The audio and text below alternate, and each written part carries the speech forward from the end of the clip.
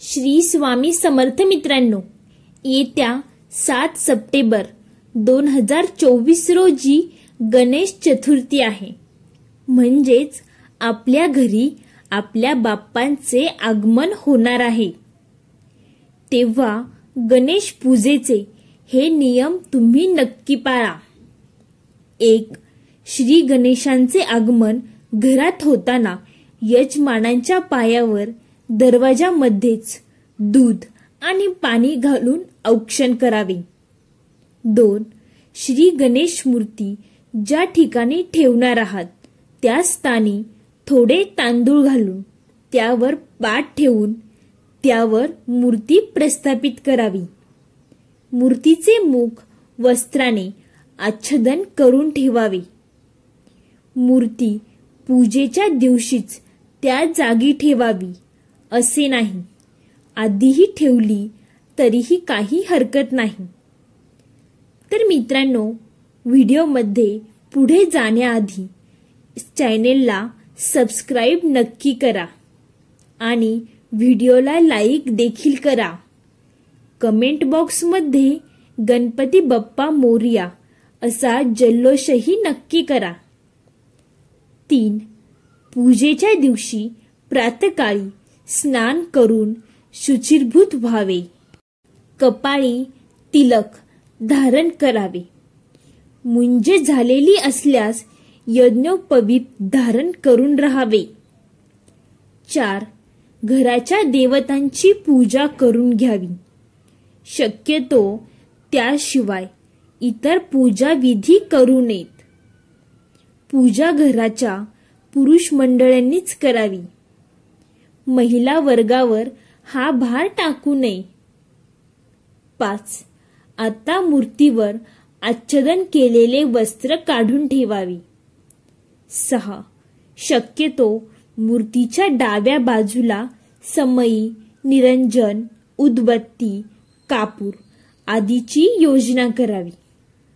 पूजा करताना आपले मुख पूर्वेकडे राहील अशी योजना करावी. म्हणजे देव आपल्या समोर पूर्वेला, पश्चिमेकडे म्हणजेच आपल्याकडे तोंड करून ठेवावीत.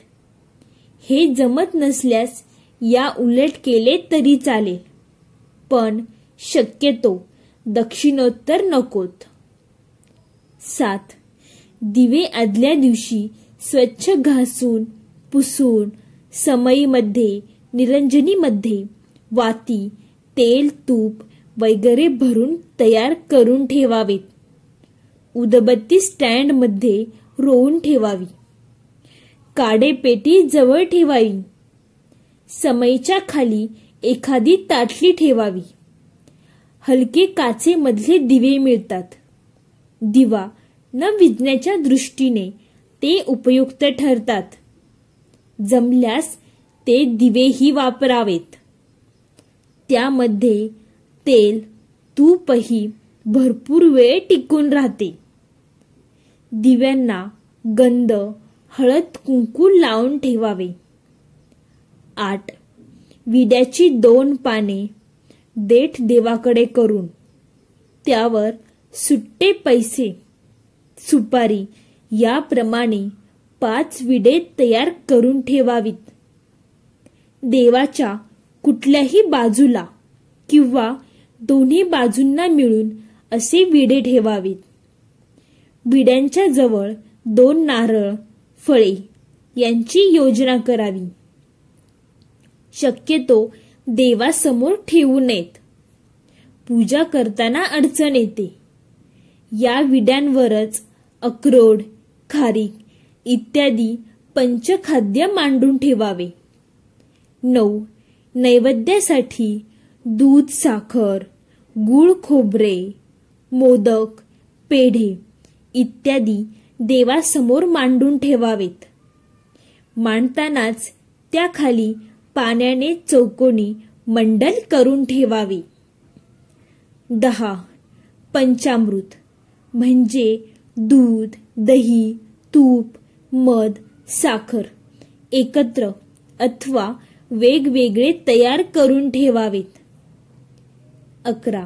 मोदक पेढे इत्यादी बॉक्स सकट न ठेवता एखाद्या स्वच्छ वाटीत काढून ठेवावेत.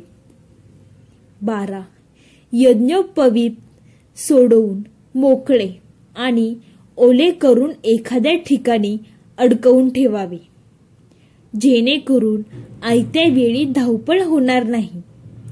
घाईमध्ये जानवे हमखास गुंतते आणि सुटता सुटत नाही. 13. कापसाचे वस्त्र असल्यास 21 मण्यांचे गणपतीसाठी तयार ठेवावे. 14. यजमानांनी शक्यता कद उरपवून असा पोशाख करावा.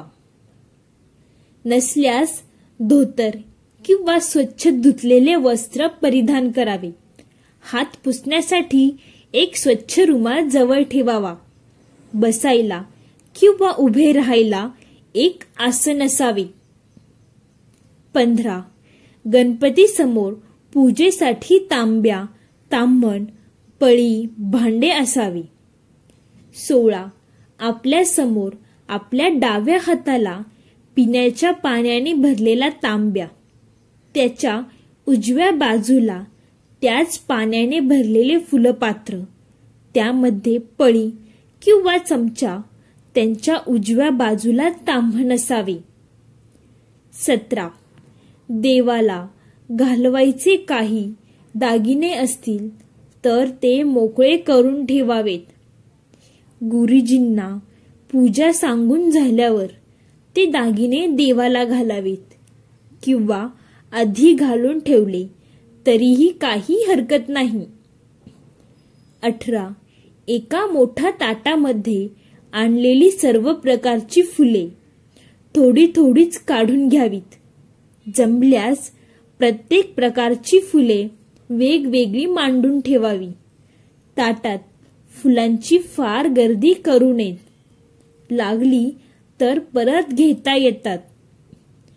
त्रिदळ दुर्वांच्या 21 दुर्वांच्या 5 ते 6 जुड्या तयार करून ठेवाव्यात.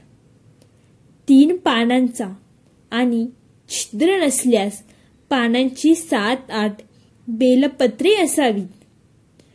तुळस अगदी मोजकीच असावी. शमी असल्यास जुडी सोडून मोकळी करून ठेवावी, म्हणजे घाईघाईत काटे टोचणार नाहीत. 21 प्रकारच्या पत्री उपलब्ध झाल्या तर त्या एका ताटात नीट नावासकट मांडून ठेवाव्यात. 19. हळद, कुंकू, गुलाल, शेंदूर, बुक्का, केशर, अष्टगंध पावडर हे छोट्या वाट्या अथवा द्रोणमध्ये मोजकेच काढून ठेवावे. ही सगळी तयारी आपल्या उजव्या बाजूला असावी. फुलांचे ताटही उजव्या बाजूलाच असावे. 20. पूजा सुरू झाली की कुणा नातेवाईकांना फुलपात्रात गरम पाणी आणून देण्यास सूचना करून ठेवावी. 21. सगळ्यात महत्त्वाची सूचना, पूजा करताना अतिशय श्रद्धेने सावध चित्त करून पूजा करावी. पूजेव्यतिरिक्त इतर ठिकाणी लक्ष देऊ नये. पूजा करताना भ्रमणध्वनी म्हणजे मोबाईलचा अडथळा असू नये. यानंतर पूजा झाल्यावर लगेच किंवा दुपारी भोजनापूर्वी देवाला महानैवेद्य दाखवून यथाशक्ती महाआरती करावी. संध्याकाळी आरती करायच्या आधी पुन्हा देवाला हळदी, कुंकू, गंध, फूल, दुर्वा वाहाव्यात. काही नैवेद्य दाखवावे व नंतर आरती करावी.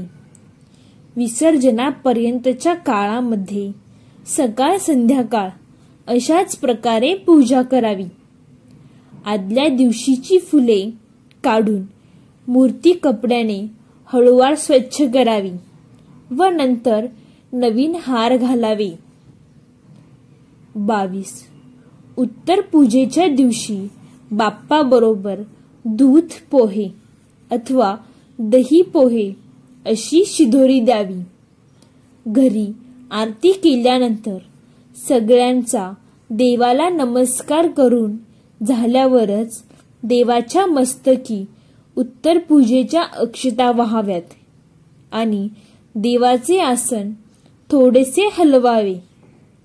विसर्जन स्थळी पुन्हा आरती करण्याची गरज नाही. 23. पौराणिक मान्यतेनुसार तुळशीचा उपयोग भगवान शिव तसेच त्यांचा पुत्र गणेश यांच्या पूजेसाठी केला जात नाही. असे मानले जाते की श्री गणेशाने तुळशीला शाप दिला होता की तुळशीचा वापर त्यांच्या पूजेत होणार नाही. त्यामुळे गणेशाच्या पूजेत चुकूनही तुळशीचा वापर करू नका, हे लक्षात ठेवा. गणेश पूजेत दुर्वा वापरणे चांगले मानले जाते. 24. गणेश आणि चंद्रदेव यांचे नाते चांगले मानले जात नाही. असे म्हणतात की एकदा चंद्राने गणेशाच्या गज रूपाची विटंबना केली होती. त्यामुळे गणेशाने चंद्राला शाप दिला होता की त्याचे सौंदर्य नष्ट होईल. त्यामुळे गणेशाच्या पूजेतही कोणतीही पांढरी वस्तू अर्पण केली जात नाही. पांढऱ्या चंदनऐवजी पिवळे चंदन, पांढऱ्या वस्त्राऐवजी पिवळे वस्त्र आणि पिवळे जनेऊ वापरावे. त्यामुळे प्रत्येक चतुर्थी तिथीलाही चंद्रदर्शन शास्त्रात निषिद्ध मानले जाते. 25. तांदळाला अक्षता असेही म्हणतात आणि त्याचा अर्थ असा होतो की तो कुजला नाही, म्हणजेच तो शाबूत आहे. गणपतीच्या पूजेत चुकूनही तुटलेला तांदूळ अर्पण करू नये. त्याऐवजी अख्खा तांदूळ वापरा जो कोठेही तुटलेला नाही. यासोबतच गणेशाच्या पूजेमध्ये ओल्या तांदळाचा वापर केला जातो असेही मानले जाते. भगवान शंकरांप्रमाणेच गणेशाच्या पूजेतही केतकीचे फूल वापरण्यास मनाई आहे. भगवान शिवाने केतकीच्या फुलाला शाप दिला होता की अशी कथा सांगण्यात येते. त्यामुळे त्याचा पुत्र गणेशालाही ही फुले अर्पण केली जात नाही. तर मित्रांनो, तुम्हाला गणेश स्थापनाच्या आधी ह्या सर्व गोष्टींची काळजी घेणे महत्त्वाचे आहे. तुम्हाला ही माहिती आवडली असेल तर चॅनेलला नक्की सबस्क्राईब करा आणि लाईक, शेअर, कमेंट करायला अजिबात विसरू नका. धन्यवाद मित्रांनो. बोला श्री स्वामी समर्थ.